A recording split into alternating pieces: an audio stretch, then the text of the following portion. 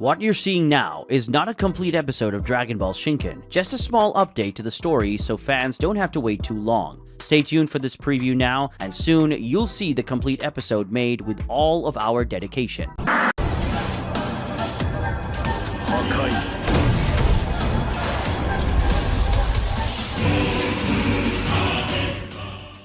Episode 33, Killing Machines, Part 2.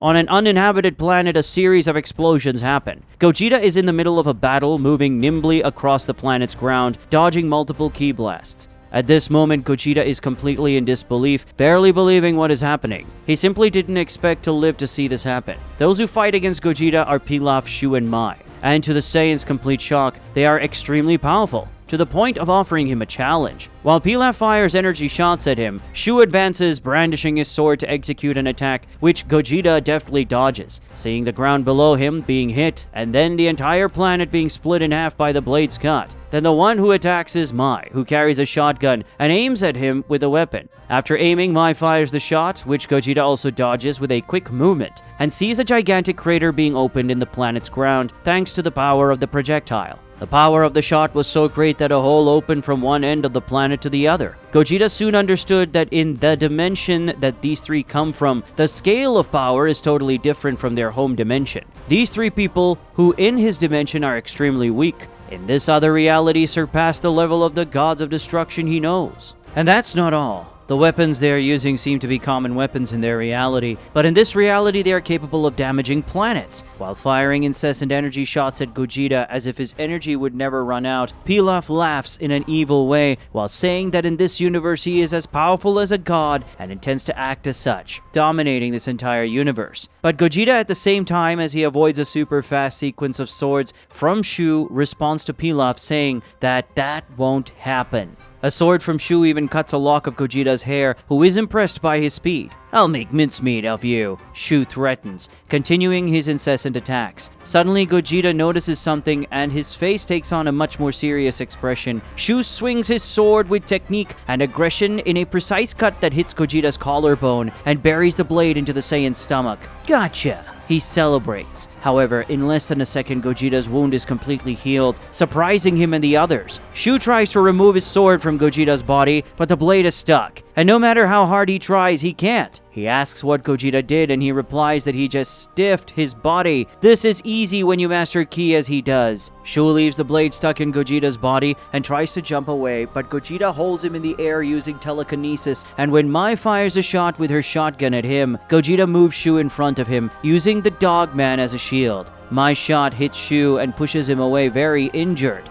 Mai is surprised by this, and Gogeta uses the second of surprise too, also with telekinesis, take the shotgun out of Mai's hand, make the weapon that now floats turn against her, and fire a point-blank shot that also pushes the woman away very injured. Gogeta removes Shu's sword from his body and then makes both Mai's shotgun and Shu's sword disappear from existence with a Hakai. These weapons are very dangerous in this dimension, he concludes as he destroys them. Seeing that his two companions are defeated, Pilaf becomes very angry and attacks Gogeta, making several attacks, but Gogeta easily dodges them all. Pilaf is very surprised by this and asks, "What happened? A few seconds ago you were being pressured, and now you defeated them in an instant." Gogeta responds, "Even though you are very powerful, I was always far above, but I was curious to see the extent of your powers. However, the situation has changed, and I have a more serious matter to worry about." Gogeta catches one of the thousands of punches thrown by Pilaf, and then with a single blow endowed with masterful precision, hits his neck and knocks him out. After defeating Pilaf, Gogeta reunites him, Shu, and Mai. The Saiyan heals Shu and Mai's injuries in an instant after extending his hands to them, and then sends them somewhere with teleportation while saying, "For now I will send you to a safe dimension.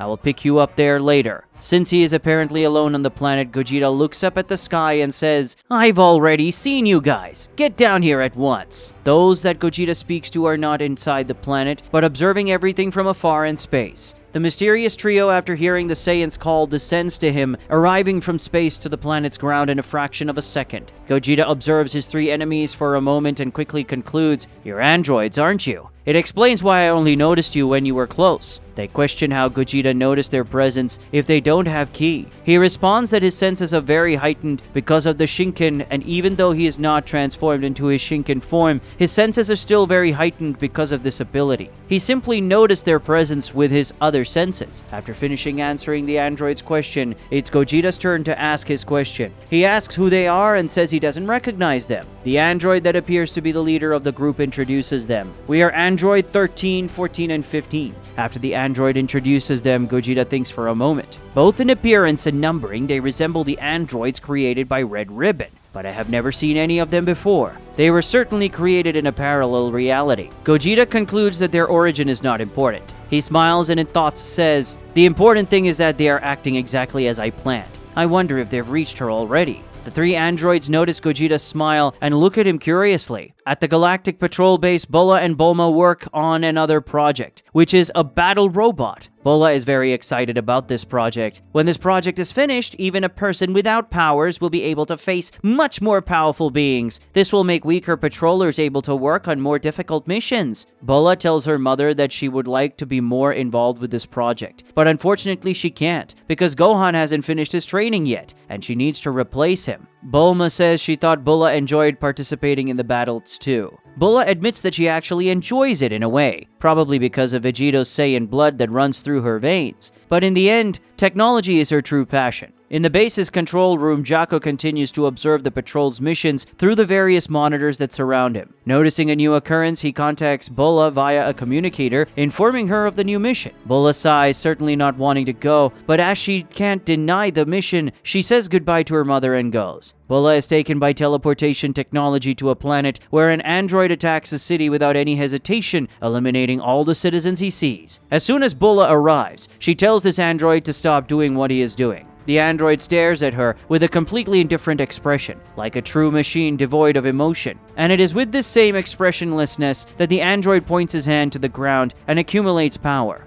Bulla realizes what he intends to do and screams at him not to do it while moving forward to try to stop him. But she can't, and the android's energy is fired, hitting the planet's ground and then completely destroying it in a single explosion. Only Bulla and the android remain, who now float through the wreckage of the planet in the vacuum. Bulla is now very angry and asks the android why he did that. He responds by saying that his intention was to get her attention, so he no longer needed the planet. Bulla is very irritated to hear him treating all those people as if they were nothing, but she is curious to know that attracting her was his goal. "What do you want with me? Doesn't have anything to do with those robots I destroyed?" she asks. Not willing to say much, the android responds in a short and direct way. "My mission is not to answer your questions. All you need to know is that my name is Super Android 16, and I'm here to take you." Bulla gives her answer, taking her combat stance and saying she won't go with him. "You have no choice," the android responds. He immediately reaches her at such an incredible speed that Bulla is unable to react, and then lands a very strong punch that sinks into the Saiyan's stomach, making her wince in terrible pain. Realizing that the android was no joke, Bulla quickly transforms into a Super Saiyan and retaliates his attack with a side kick to the head. But it doesn't even have enough strength to make Super 16 move. Bulla recoils as she fires a wave of power at the energy. However, with great ease, he advances through the Saiyan's attack, quickly reaching her, grabbing her by the neck, and starting a chokehold. However, Bulla doesn't stand still. She reacts immediately, raising her power to Super Saiyan 2, releasing a flaming aura surrounded by electricity with great power. However, this doesn't affect the android, who keeps his hand on her neck. She launches several kicks against the enemy, reaching the android's abdomen, ribs, and face with her attacks. But against Super 16, none of that has any effect, as the android remains immobile. Finally, Bulla resorts to another power increase, Super Saiyan 3. As the aura of fire and lightning expands, 16 is pulled away from the girl. She is now breathing desperately, her hand on her sore neck, expressing great relief. Like any galactic patroller, Bulla is equipped with a technological device hidden in her uniform that allows her to breathe in the vacuum of space. In addition to relief, Bulla also feels very angry. "You bastard! You're going to pay for this!" she threatens the android. Super 16 doesn't respond. He just stares blankly at his opponent. Gogeta realizes from the sensation of ki that Bulla has already resorted to her Super Saiyan 3. It seems I was right. They sent someone very powerful to deal with her, he thinks. Suddenly, the first of one of the androids is already inches from her face. It's Android 15 who rushes forward with an ultra-fast punch at the Saiyan, who at the last moment managed to dodge it, letting him pass straight through.